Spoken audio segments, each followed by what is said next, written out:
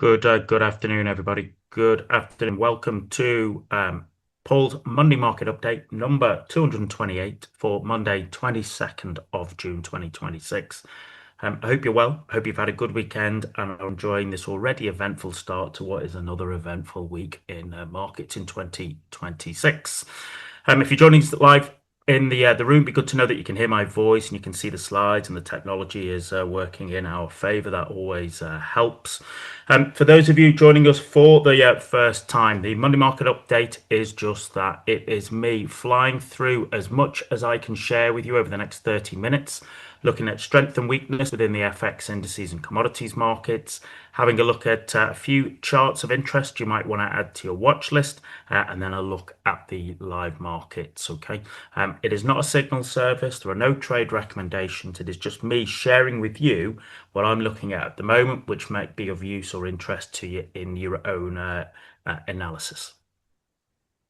And if you want a little bit more education as well, there is a special deal going on until the 30th of June, okay, for the next week for a special price for both VTP Stage 2, the swing trading course, and Stage 3, the intraday trading course, okay. You can see the details there. The QR code will take you to it, or eventually you can use the bit.ly code if you wish to do that, or ping me for some pointers.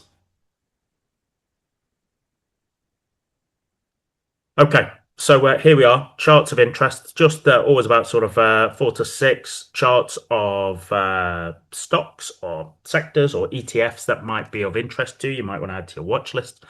First one here is Microsoft. Okay, pretty much everybody knows Microsoft, only kind of enterprise software, cloud computing, AI infrastructure provider. That's kind of what people are interested in the moment, and it's included in all the major ETFs. All right, so I'm interested in this mostly. It has to be said on the looking at the sort of the chart, which we'll look at in a moment. All right, but as I said earlier, that AI infrastructure is what is kind of looked at the moment, and invariably we have seen how that has impacted share price for other companies, and certainly Microsoft's partnership with OpenAI, all right, is one of its main elements in terms of its enterprise software, its search, its cloud services as well. But also people are understanding it kind of they've got a kind of elevated capital expenditure, all right. So people are kind of interested to see does that AI related spending, does the kind of growth of their Azure product, all right,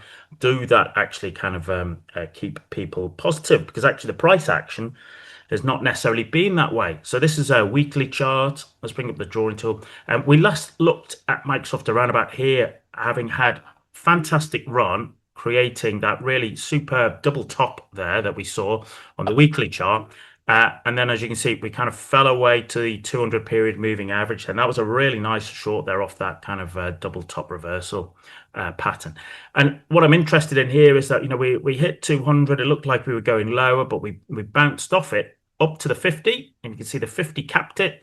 And we're back down now to the 200. And so I'm looking at this, the kind of 50 starting to slope down. The 200 is sloping up. The 20 is looking to slope up. We're at the kind of $400 mark. But the last few weeks don't look exactly terribly positive for Microsoft, do they? So I'm kind of watching this to see, does it actually have what it takes to bounce off that 200 period moving average and move higher? Or do we start to kind of close and move beneath it lower? Last time we came beneath the 200 after a couple of weeks, we bounced higher.